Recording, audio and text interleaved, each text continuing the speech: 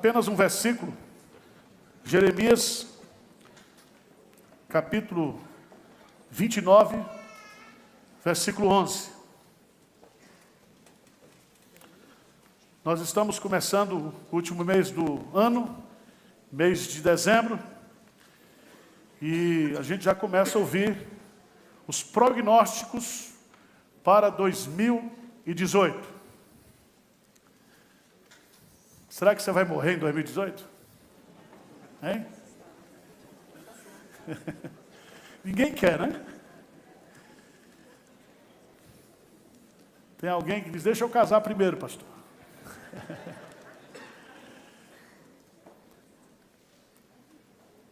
Eu quero meditar nesse versículo muito precioso, versículo 11 de Jeremias, capítulo 29. Jeremias 29, 11. Deus está dizendo, eu é que sei que pensamentos tenho a vosso respeito, diz o Senhor, pensamentos de paz e não de mal, para vos dar o fim que desejais. Senhor Deus, o Senhor conhece a vida de cada um aqui. Tu sabes, ó Deus, as lutas, tu sabes as vitórias, aquilo que o Senhor tem feito. Nós gostaríamos que essa palavra fosse relevante para nós aqui nesse momento, que o Teu Santo Espírito falasse ao nosso coração e nos consolasse, nos encorajasse aqui nesta manhã. Fala conosco, em nome de Jesus. Amém. Meus prezados irmãos, às vezes, a gente, como crentes, chegamos a pensar que a nossa vida não tem sentido. Há momentos na vida que a gente passa e começa a assimilar aquela filosofia existencialista que diz que a fé é um salto no escuro. A fé é um salto no escuro. Jean-Paul Sartre já dizia isso.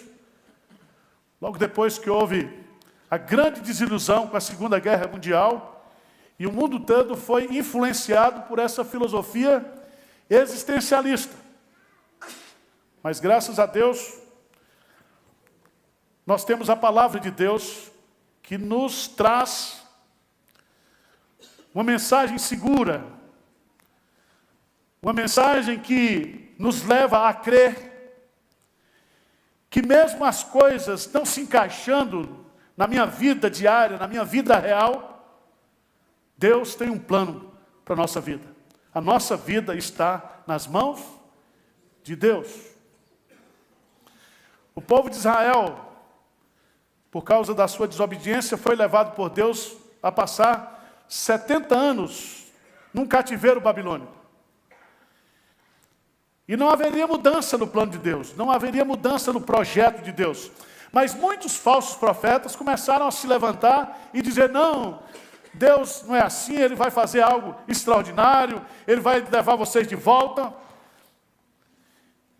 E aí o profeta Jeremias é levantado por Deus para escrever uma carta explicando para a nação de Israel que ele só voltaria para a terra deles, para a terra prometida, depois de cumprir 70 anos de cativeiro babilônico. Aqui nesse texto, Deus faz uma revelação extraordinária. Eu é que sei que pensamentos tenho a vosso respeito, diz o Senhor, pensamentos de paz e não de mal, para vos dar o fim que desejais. A primeira verdade que se revela aqui nesse texto é que Deus pensa em mim. Deus pensa em você. E pensar aqui significa pensamentos que envolvem projetos, planos. Significa que a minha vida, ela está nas mãos de Deus. E o meu amanhã, o meu futuro, o meu 2018, não será determinado pelos meus planos, a não ser que eu viva uma vida de desobediência. Mas Deus tem um plano específico para a minha vida. Ele diz assim, claramente, eu é que sei que pensamentos tenho o quê? A vosso respeito. Você já imaginou nisso? A sua vida não é um salto no escuro, a sua vida não está como um barco desgovernado no mar, ou um trem desencarrilhado, rumo à perdição, mas a sua vida está nas mãos de Deus. Deus tem um projeto para a sua vida, Deus tem um plano para a sua vida, não somente para essa vida, mas para a vida eterna. E a primeira coisa que você precisa aprender, abra a sua Bíblia, lá em Isaías, capítulo 55. Isaías, capítulo 55.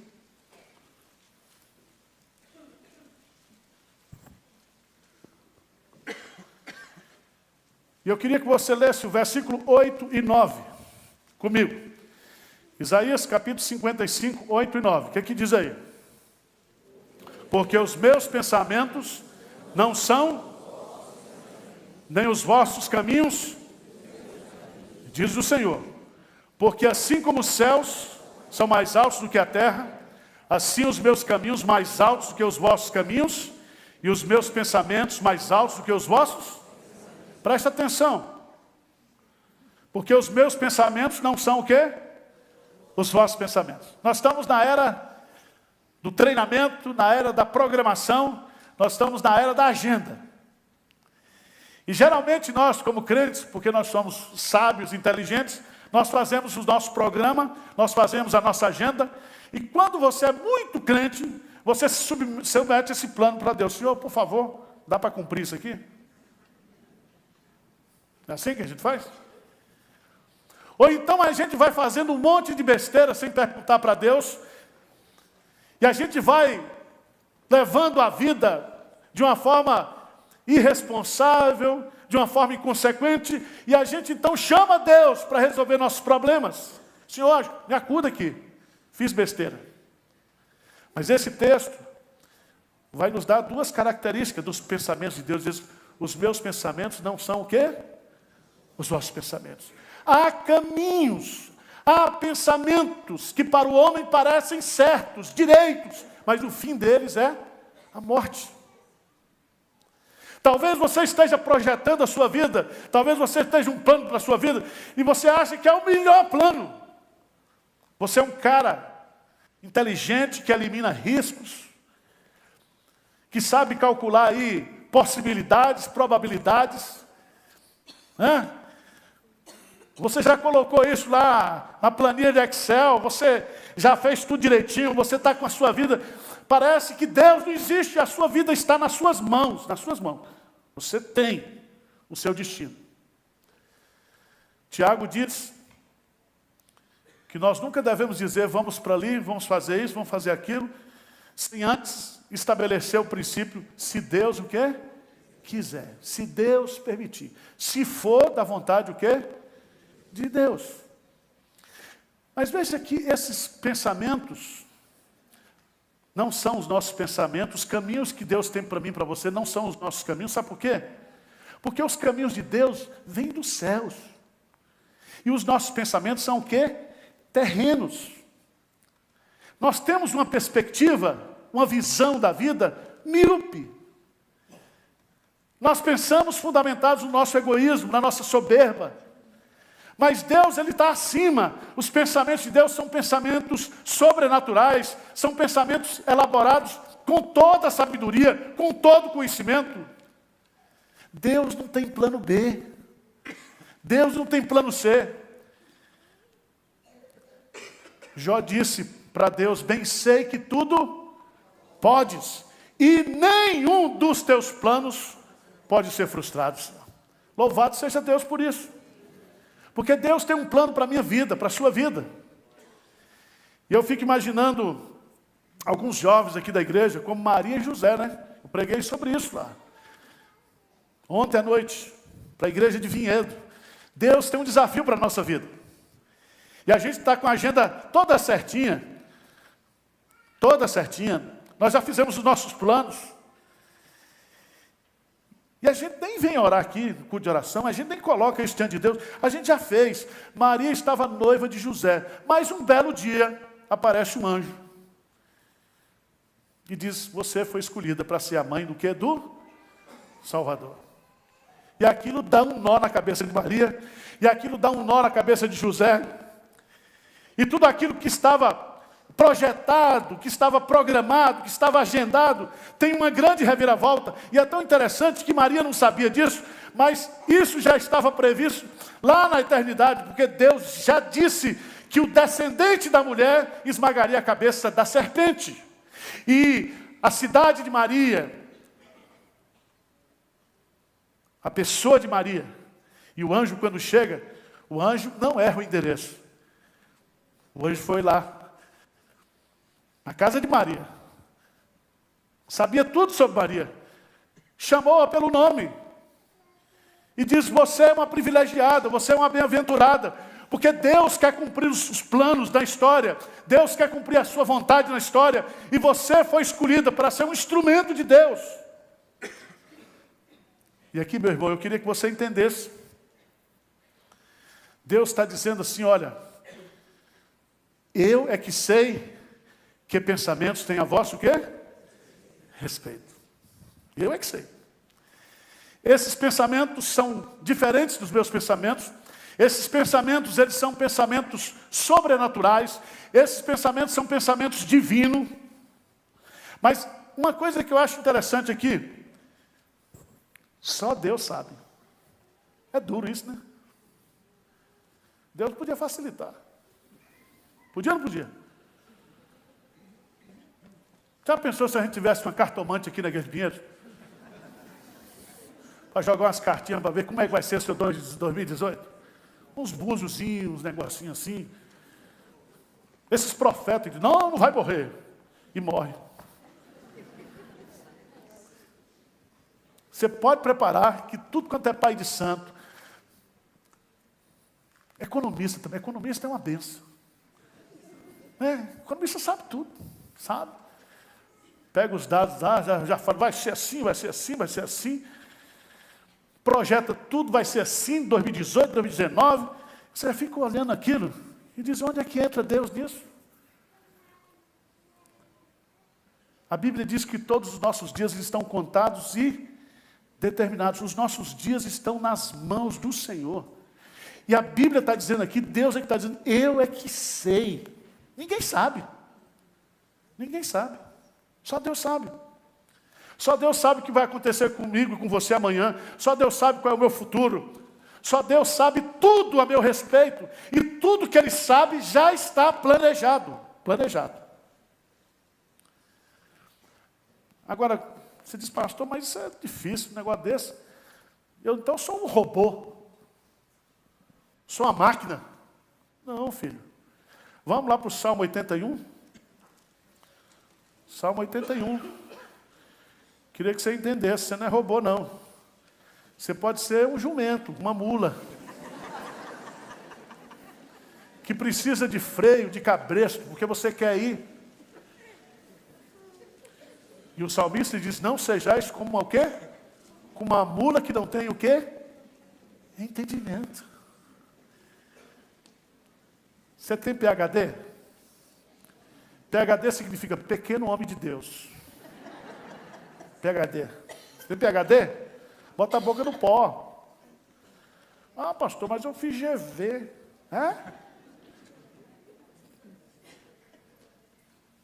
Coitado de você. Toma cuidado com a soberba, porque a soberba precede o quê? A ruína. E o Salmo 81, Deus dá um recadinho para Israel. Porque Deus, na sua vontade permissiva, Ele planejou tudo, mas tem hora que Ele deixa você dar umas cabeçadas na vida. E o Salmo 81, no versículo 8, diz, ouve, povo meu, quero exortar-te, Israel, ó Israel, se me escutaste. 81, 9, não haja no meio de ti Deus alheios, nem te prostre ante Deus o quê? Estranho. Não fica prostrando diante do dinheiro, diante da posição. diante da vaidade e da soberba dessa vida. Deus diz assim: eu sou o Senhor teu Deus que te tirei da terra do... Eu sou o Senhor. Eu sou dono do seu dono. Por direito de criação. Mas eu sou teu dono também por direito de libertação. Foi eu que te tirei você do mundo do pecado. Foi eu que tirei você do Egito. Abre bem a tua boca e eu vou o quê? Encher. Mas o meu povo não quis escutar a voz. Israel não me atendeu. Assim deixei-o andar na teimosia do seu coração. Siga os seus próprios o quê?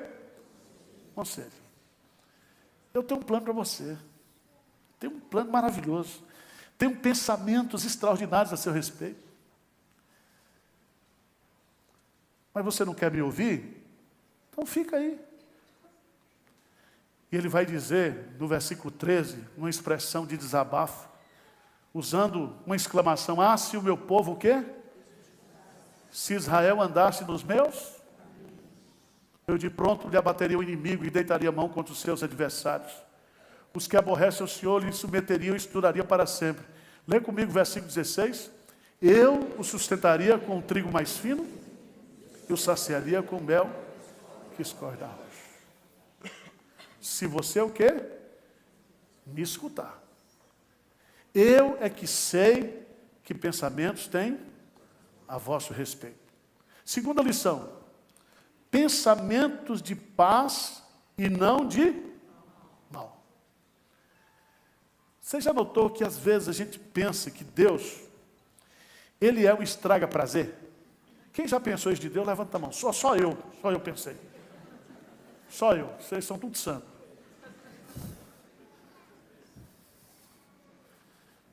Você casou com esse traste que você está aí do seu lado. Você disse: é isso mesmo que Deus queria para mim. Você já notou que quando fica viúvo, o cara vai casar com a primeira namorada? Já notou isso?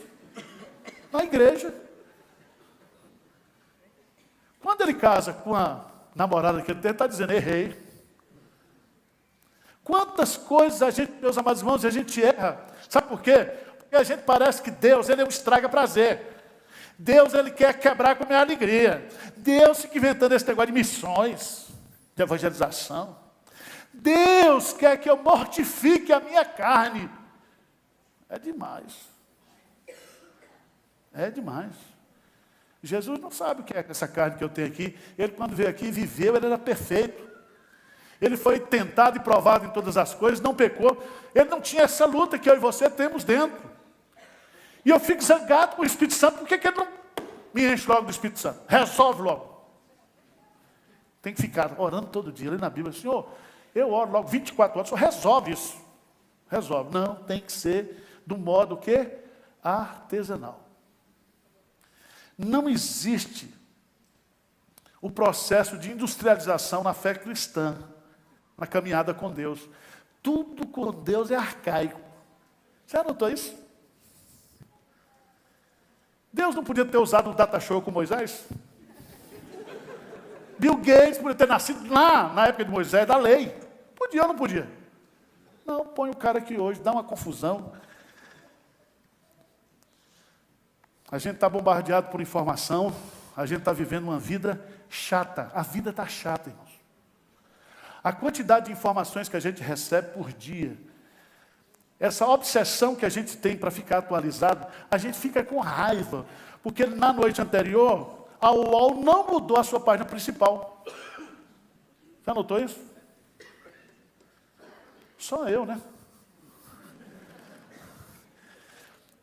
E eu não sei, eu acho que nós estamos vivendo a geração do tédio. Do tédio. As pessoas estão ganhando dinheiro, as pessoas têm conforto econômico, as pessoas têm tecnologia, mas as pessoas estão entediadas. Chatas. Tem gente que é mala com carrinho e com cadeado. E ainda, quando chega no aeroporto, passa aquele plástico por fora. Enrola assim. É mala completa.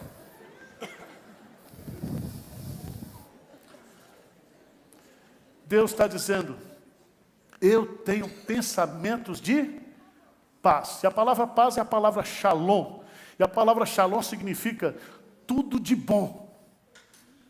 Por isso que o judeu, quando sabe, shalom, paz. Porque quando paz ali significa não somente paz de coração, paz espiritual, mas paz em tudo na vida. Você é uma pessoa abençoada. Você é uma pessoa que tem paz. E eu fico pensando, irmãos, será que o projeto de Deus, os pensamentos de Deus para a minha vida, é para eu viver angustiado, ansioso? Ele está dizendo, são pensamentos, o quê? De paz. De paz. E ele enfatiza dizendo, e não de mal. Sabe por quê? Paulo diz lá em Romanos capítulo 12, diz claramente, a vontade de Deus, ela é boa, ela é perfeita e ela é o quê? Agradável. Agradável. Boa, perfeita e agradável. Tem coisa mais chata do que a Anitta dançando? Vocês gostam da Anitta? E da Fazenda? Que vai começar o Big Brother aí depois.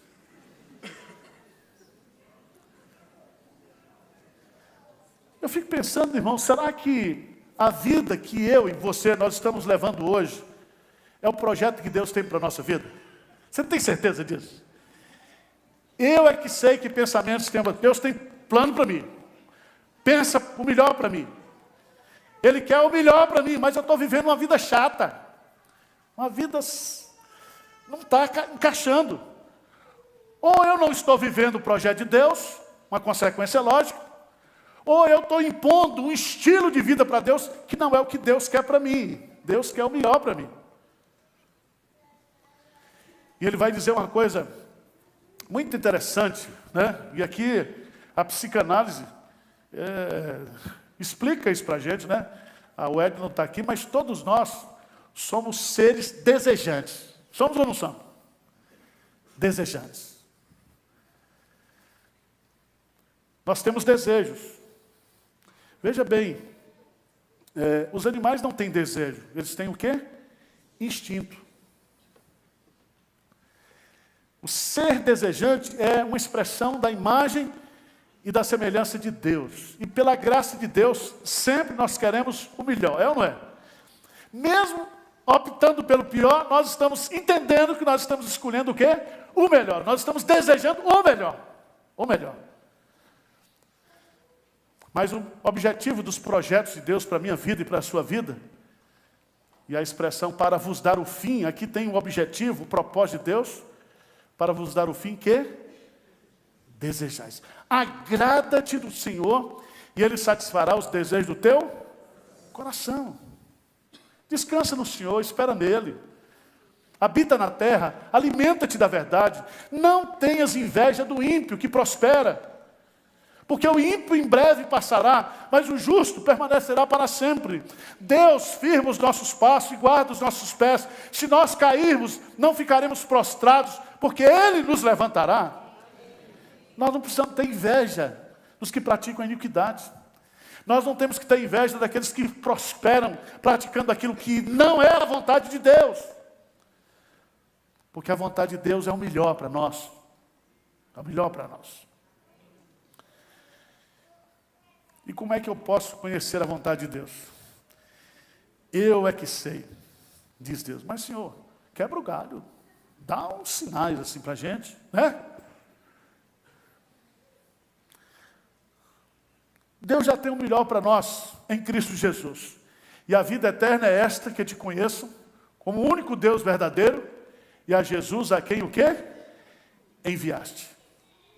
Primeira coisa que você tem que aprender é que no pensamento de Deus, no projeto de Deus para a minha vida e para a sua vida, nós temos Jesus, e Jesus é o melhor. Jesus é o único que pode satisfazer os nossos desejos. Jesus é aquele que veio para nos confortar, para nos consolar, para nos libertar, para trazer para a nossa vida, vida em abundância, vida de qualidade. Sem Jesus, a sua vida é infeliz. Sem Jesus, você está perdido. Sem Jesus, você vai para o inferno. Sem Jesus, você não tem o melhor de Deus. Aquele que não poupou o seu próprio Filho, antes o entregou por nós, como não nos dará juntamente com Ele todas as coisas? Se Ele deu Jesus, vem no pacote tudo. Buscai, pois, em primeiro lugar, o reino de Deus e a sua justiça, e todas as demais coisas vos serão o quê? Acrescentadas. É a bênção do acréscimo. É Jesus em primeiro lugar, é o reino de Deus em primeiro lugar, é a vontade de Deus em primeiro lugar, e tudo você terá de bom na sua vida. Mas você precisa também orar.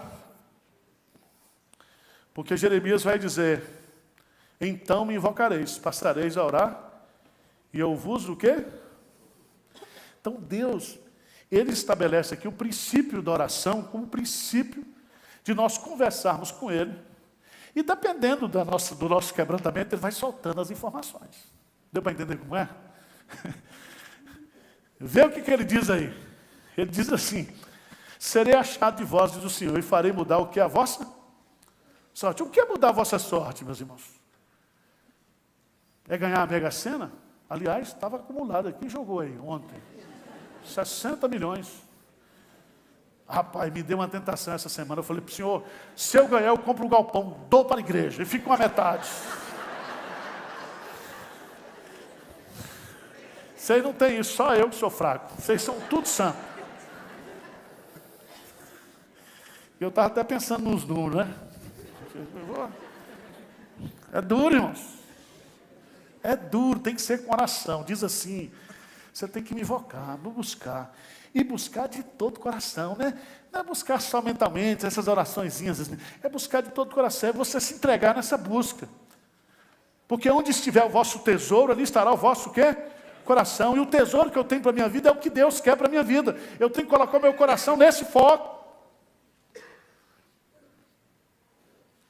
E, meus amados irmãos, há muitas coisas que já estão reveladas na palavra de Deus, mas as outras coisas só serão reveladas por Deus na intimidade da oração. Ele vai conversar conosco. E ele diz lá em Jeremias capítulo 33, invoca-me e te responderei, anunciar-te-ei coisas grandes e ocultas que não.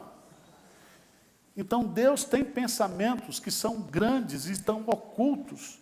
E oculto não significa inexistente. E oculto não significa que nós não podemos ter acesso. O que ele estabelece aqui é o princípio da oração, para nós experimentarmos essa boa e perfeita e agradável vontade de Deus na nossa vida. Ele diz: anda na minha presença e te darei conselhos. Sob as minhas vistas te darei o quê? Conselho. Anda na minha presença, Abraão. Eu sou o El Shaddai, o Deus Todo-Poderoso. Anda na minha presença e ser perfeito. Porque tudo que você precisar, eu vou suprir. Eu vou atender aquilo que você precisa. Eu quero encerrar essa meditação fazendo um desafio para você, meu irmão. Para você render a sua vontade à vontade de Deus. Amém? Vamos ficar de pé. Eu queria que você pensasse o seguinte: se Deus, Ele pensa em mim, se Deus pensa o melhor para mim, se Deus pensa em satisfazer os desejos do meu coração, por que não está acontecendo, pastor? Não sei. Porque às vezes na nossa vida, irmãos, não sei se acontece na sua, tem coisas que a gente vê claramente que Deus está satisfazendo. Mas tem umas coisas que a gente queria que Ele satisfizesse e não está satisfeito. Não é assim? Você está bem no casamento, mas tem um filho desviado. Está bom, mas não está bom, tá? E é tão interessante porque nunca está bom. Por isso que nordestino tem logo 12, 13, 14 filhos. Porque quando um dá desgosto, o outro dá alegria. Assim? Coloca a sua vida no altar de Deus nessa manhã. Maria disse para o anjo: eis aqui a serva do Senhor, cumpra-se em mim segundo o quê? A tua vontade. Senhor Deus, o Senhor conhece aqui a vida de cada pessoa, as lutas que cada um tem passado, os sofrimentos, as decepções, as frustrações. Mas o Senhor, nós não somos seres que vivemos no acaso, no vácuo. Somos seres especiais, criados pelo Senhor para cumprir o teu propósito nessa vida e na eternidade. Então, Pai, quebranta o nosso coração. Coloca, ó Deus, uma dobradiça no nosso pescoço hoje pela manhã. E que a nossa dura serviço seja quebrada, Senhor. Que o orgulho do nosso coração, que nós nos humilhemos na Tua presença. E há coisas, ó Deus, que eu não posso fazer, eu não tenho forças para fazer na minha vida, se o Senhor não fizer, se o Senhor não tratar. Olha para cada um aqui, Senhor. Olha para a vida de cada um.